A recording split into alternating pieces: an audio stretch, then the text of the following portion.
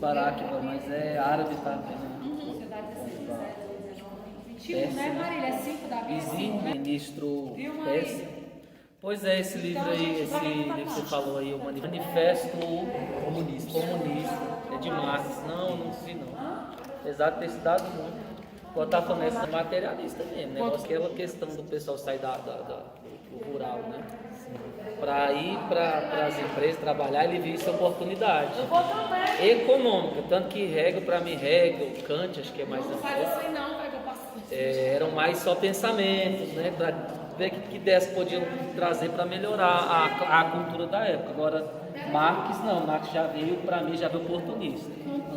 Viu a ascensão econômica, viu a oportunidade de pegar pela justiça social para aparecer como o salvador da pátria e colocar, né, o pobre contra o rico, a ponto do pobre ferir mesmo os patrões, os ricos, né? A burguesia capitalista, que na verdade eu acho que Marx também, do que eu li, ele dizia que o capitalismo era de todo ruim, mas que já era melhor que o feudalismo, né? Embora parecido.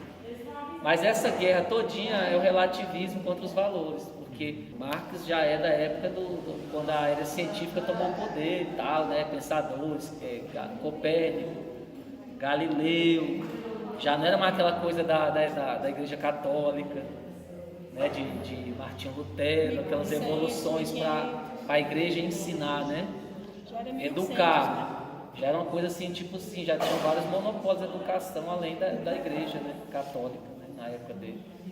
Acho que já tinha até tido até a Revolução Francesa, né? A Revolução Francesa já estava na Revolução Industrial. Sim, já teve a Revolução Francesa, que também para mim foi outro problema, né? Porque as crianças não podiam aprender valores porque elas estavam sendo como se fossem assim, hipócritas, né? Manipuladas, né? Que isso era coisa criado pela Igreja Católica, né? Que tudo era uma grande mentira, né? Que a sociedade era toda hipócrita e falava de valores, mas ninguém vivia. Então, e também nessa época, né, o Estado já tinha um controle sobre a educação tremendo. Já tinha um controle tremendo. Sim, porque a partir de Lutero, né, que estabeleceu assim, né, o local, né? E aí quanto mais o Estado foi pegando essa bandeira. Por isso que esse poço, não é qualquer um que você pode dar para ler, porque se o cara não entender, ele vai pensar que a Bíblia é socialista.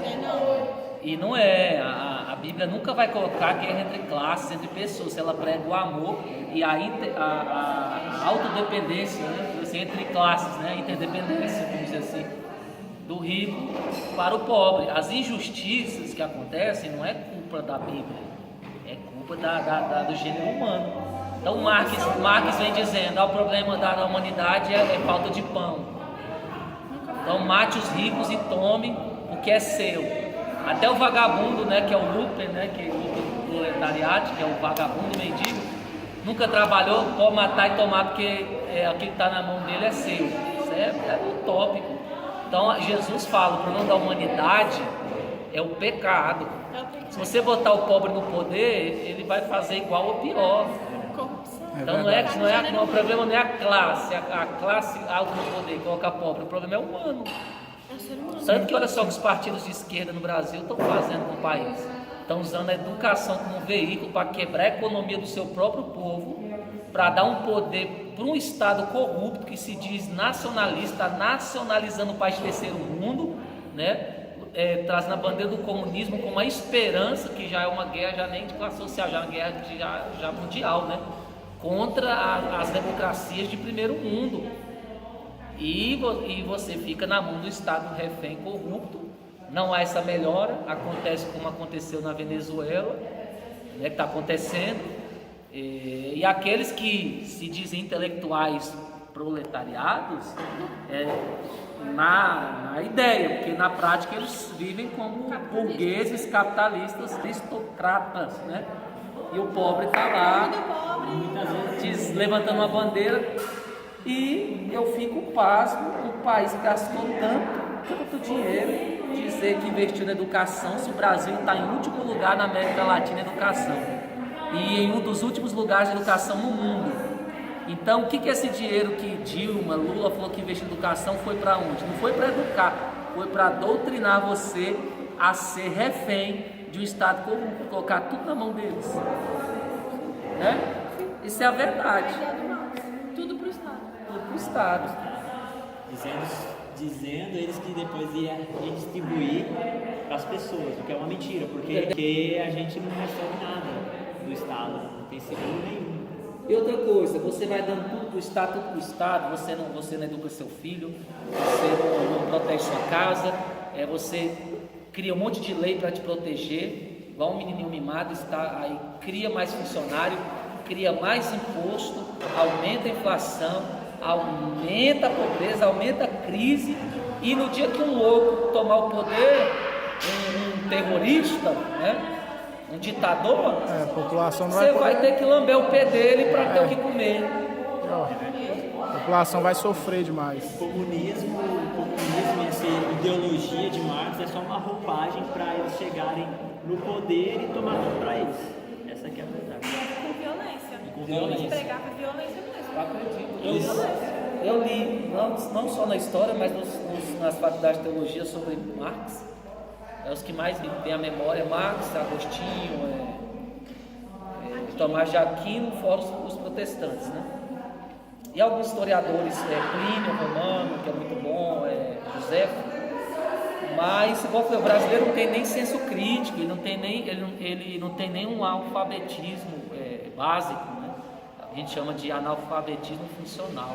Então a história já tem lacuna, já tem espaço que você pode criar uma coisa que não existe, né? Mas se você tiver senso crítico. E nesse filme Poço, eles usam de violência para uma coisa de a gente quer ajudar o mais pobre, mas no caminho acaba com as pessoas, mata. Não ia sobrar ninguém para ajudar, porque eles mataram todo mundo durante o caminho. Até os 50 as pessoas são levadas paulada na cabeça. E isso aí é história, você vai ver que nem o intelectual aderiu à causa de Marx, nenhum. Quem aderiu, quem se tornou arauto, porta-voz do socialismo, foi os lumpen, foram os mendigos, os charlatões mesmo, os petões, né? Que escória da escória, né? Vira uma oportunidade para eles roubar, para apagar o desejo de roubar. Tinha tudo que na verdade era deles, hipoteticamente. Aí agora isso aqui é importante, por que vieram os fascistas? Por causa desse movimento. Para os líderes políticos ambiciosos, isso aí foi o cenário perfeito para eles entrarem como os heróis da pátria e começar essa política de nacionalizar, pegar os países do terceiro mundo, fazer a massa pobre, dar poder para eles e numa pseudo esperança de lutar contra as nações ricas, que é o que a Primeira Guerra, a Segunda Guerra Mundial, né? Então essa é a verdade. Eu falei num vídeo sobre a questão da pobreza, não é algo administrativo, é social. Tem um vídeo, eu falo tudo isso, né? Você deve ajudar o pobre, isso não é dever do Estado, tem que começar de você. Mas também você tem que entender que ajudar o pobre, quando você torna isso obrigação, direito, o pobre exigir, você transforma uma sociedade numa sociedade injusta. Então, o pobre que não quer trabalhar, quer lutar, vai se achar no direito de querer exigir de você. Entendeu? Isso aí é um problema marxista que traz muita coisa séria. Embora você tenha a obrigação de ajudar o pobre, mas isso é algo relativo, isso é moral. Pode se tornar lei, tirar de quem trabalhou para dar para quem não tem, independentemente se faz ou não faz alguma coisa, se está só sentado esperando.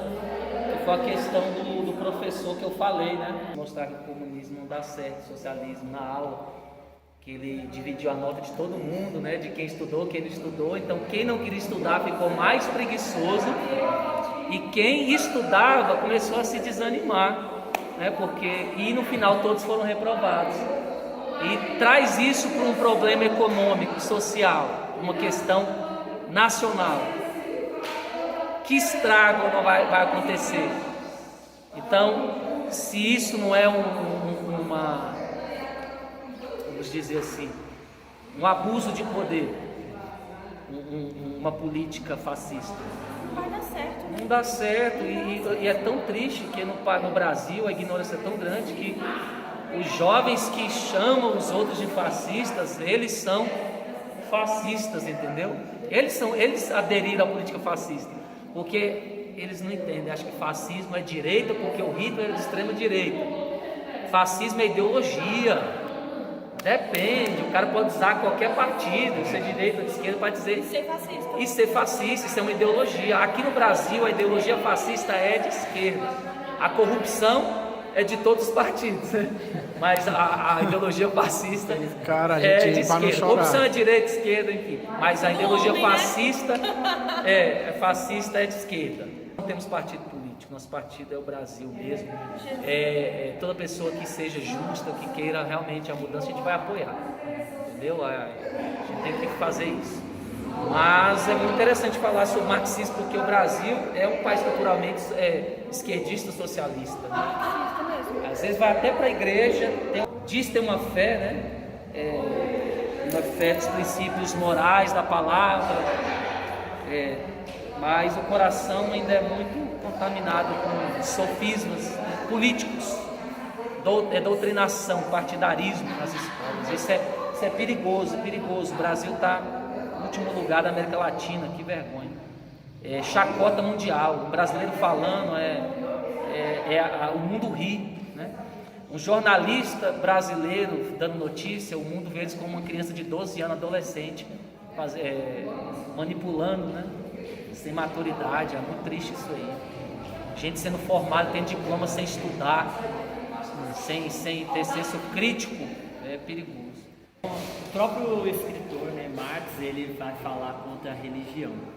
Então, o cristão, que é cristão, se dizer comunista ou partidário dessa ideologia, não faz nem sentido pelo seu próprio escritor. É uma contradição O ambulante. próprio idealizador Ele fala que do a religião manifesto, é ópio, né? ele fala que a religião é o ópio do povo, ele fala que com quem tem não dá para debater com crença, com religião, não pode conversar. E ele disse que o marxismo não pode ser posto em xeque. Eu falei, nossa, o cara é o iluminado. Oh, Deus na terra. Porque ele disse que o comunismo não pode ser posto em xeque, né? Não pode analisar o comunismo. Não, mas é o seguinte, é bom lembrar, vamos dividir a história. Lembrei, idealismo, você dá muito essa época do idealismo e época do relativismo. Então Marx já está na época do relativismo, todos os caminhos levam a Deus. A minha verdade é a minha. A minha verdade é a minha, só que, igual eu falo, nenhum relativista quer ser tratado relativamente. Então, eu... Quer ser absoluto. Sim, porque eu creio na verdade absoluta, no idealismo.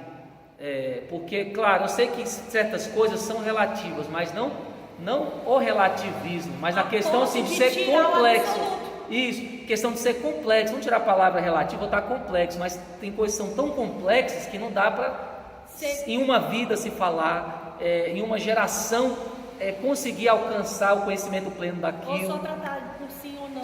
Ou num curso, ou num diálogo, você debater e fechar todo aquele assunto. Então, eu falo complexividade, isso aí é mais... Então, há coisas que são relativas por causa da complexividade, mas não quer dizer que não haja um princípio absoluto. Tanto que uma filosofia hindu falava dos 3 movimentos, que eu já falei aqui até para ele, que é o movimento da ascensão, né? O movimento que se espalha e depois a decadência, né? Alguém se isola, isso é importante, alguém se isola, Isso é bacana. recebe algo puro, inspirado, espiritual, reúne com um grupo de pessoas, compartilha aquilo, aquelas pessoas disseminam e isso sai se espalhando pelo mundo. Mas na medida que se espalha, vem acrescentos, vem questionamentos, vem outras ideias que são acrescentadas e vai tirando a pureza daquilo. E quando tira a pureza, vem um momento que de decadência, entendeu? O ciclo da educação, do conhecimento, segundo essa filosofia hindu, e eu acredito que não esteja errado, é baseado nesses 3 princípios, e é verdade.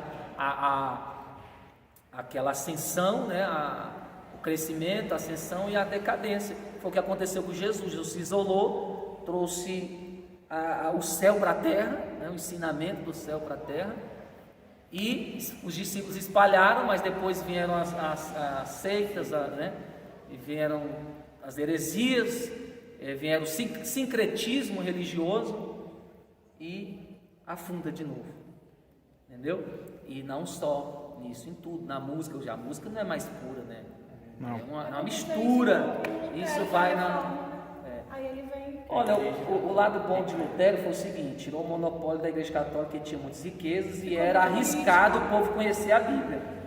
Então, exatamente, Martinho Lutero deu a oportunidade de todos lerem a Bíblia e interpretar. Mas por outro lado, o lado negativo é a banalização de qualquer um que lê a Bíblia achar que pode levantar uma tese.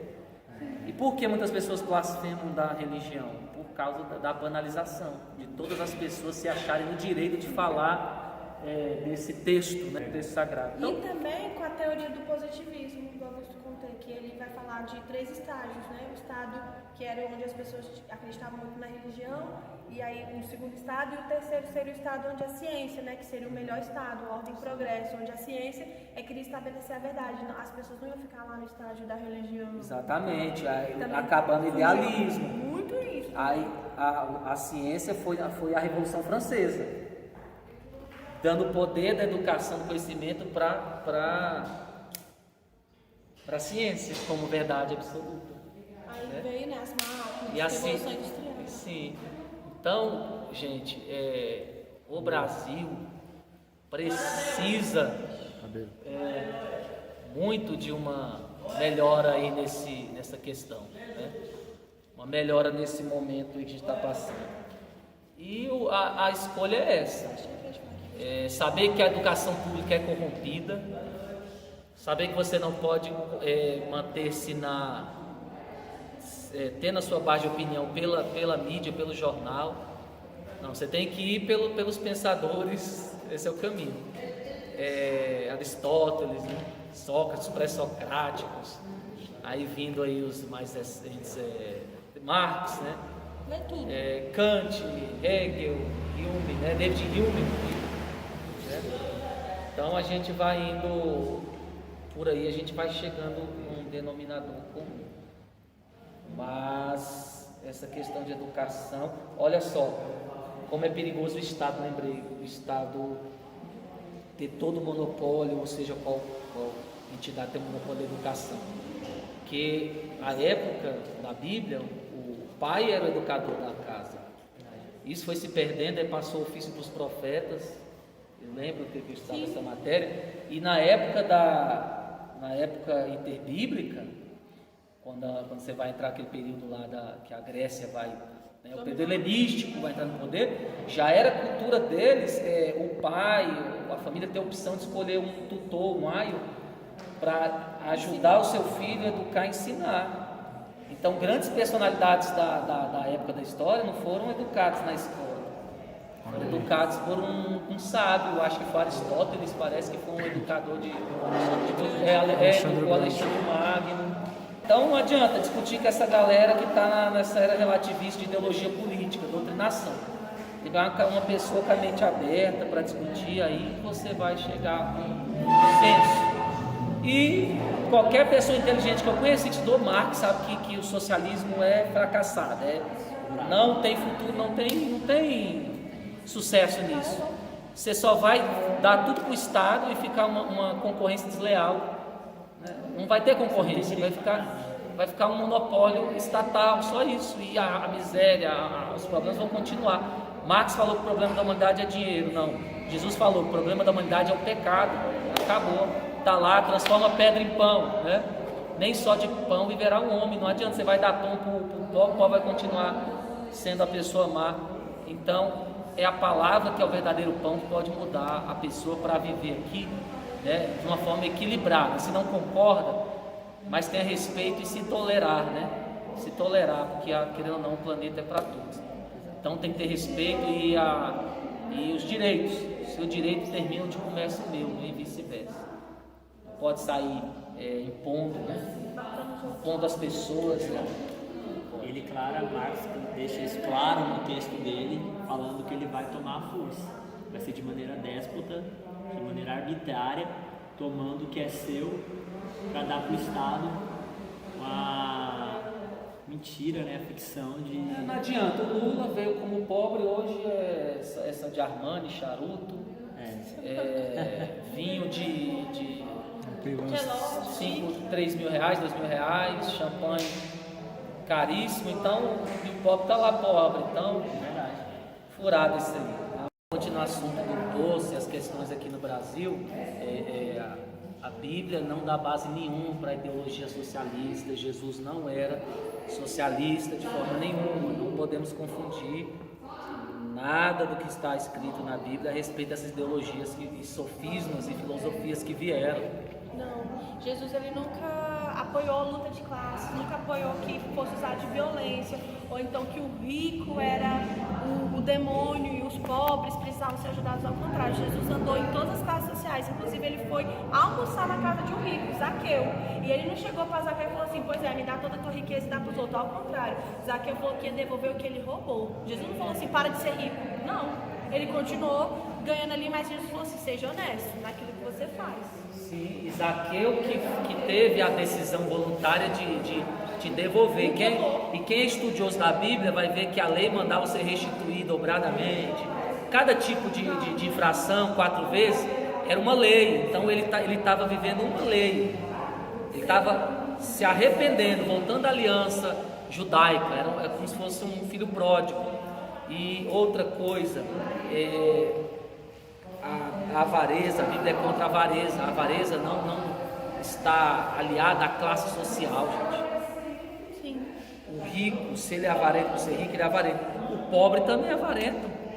Tem pobre avarento, que ele é pobre, mas é avarento, não pensa no seu próximo. Então, essa luta de classe, ela é maligna, ela é Outra coisa, totalmente antibíblica. Jesus ele nunca é a favor dessa briga de vamos pegar com os pobres e distribuir tudo. Ao contrário, a Bíblia vai dizer que Jesus ele multiplicou o pão 2 vezes, sim, mas quando o povo foi lá, quero pão de novo, Jesus, não, gente, eu não vim para isso não, eu vim pregar um reino espiritual. Então essa luta também de a gente tem que erradicar a pobreza, assim, é utopia, porque inclusive a pobreza do nosso próximo faz o quê? Que a gente repense, pra gente testar a nossa solidariedade, tudo isso a gente se molda uns aos outros. Aí para os charlatões do poder, não se resolve pobreza em um mandato.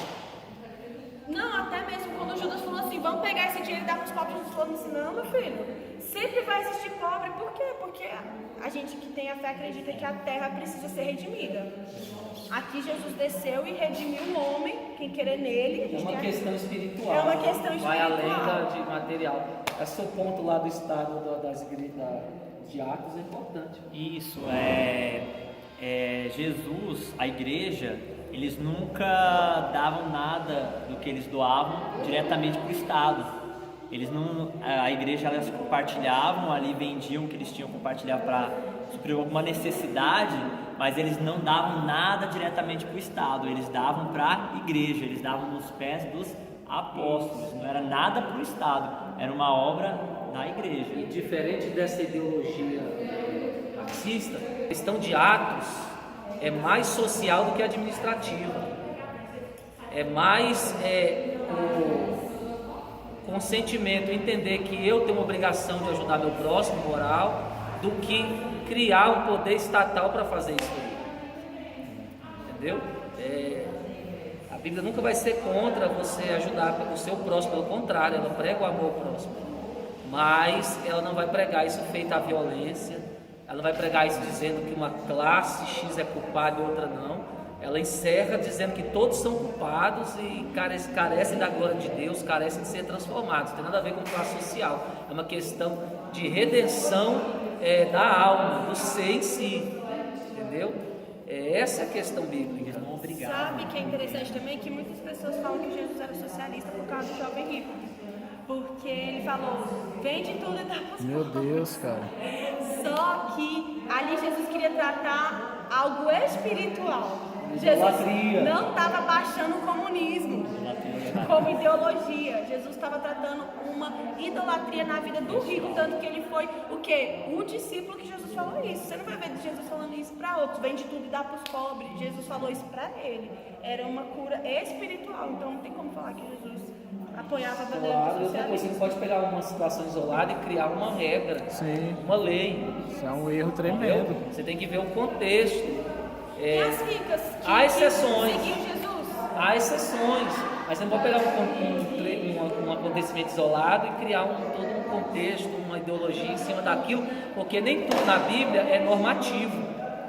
Você vai estudar a Bíblia e entender que o que é normativo, que é norma, e aquilo que é informativo. Tem coisas que são informações históricas, mas não é uma norma a se seguir.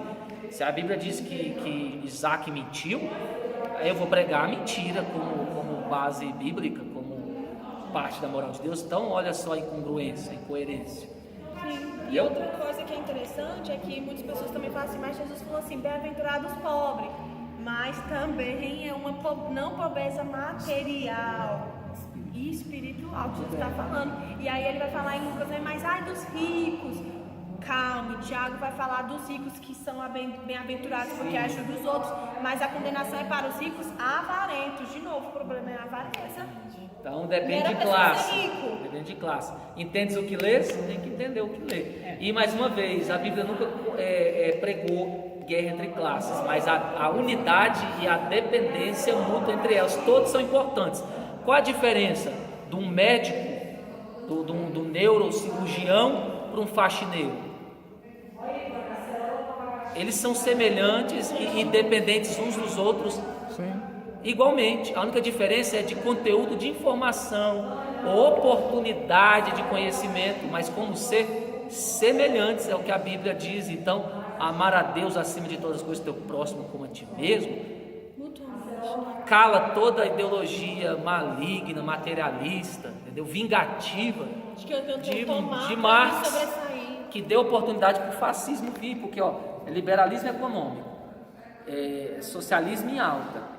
Então só faltava uma política fascista para aproveitar toda aquela massa engrenada e manipular, entendeu? Essa é a verdade. Então não adianta a gente, mas fala de religião e política não se mistura. O que não se mistura é igreja e Estado, religião e política se mistura sim.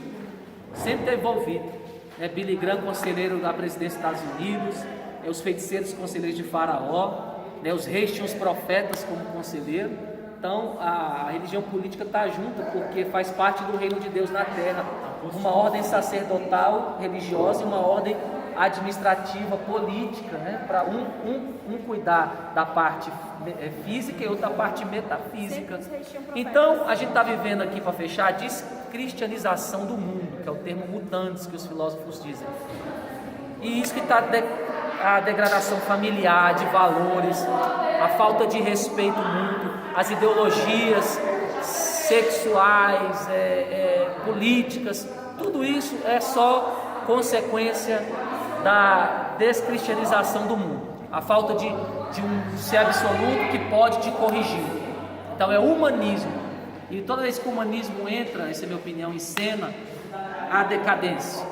A gente precisa de alguém maior para nos supervisionar, sim, para nos ditar regras, para nos pôr limite, porque senão o que é que vai virar? Só essa massa de opressão, de estereótipo de pessoas sem almas, vazias, tristes, em redes sociais, escondendo um vazio que só se preenche com uma verdade imutável.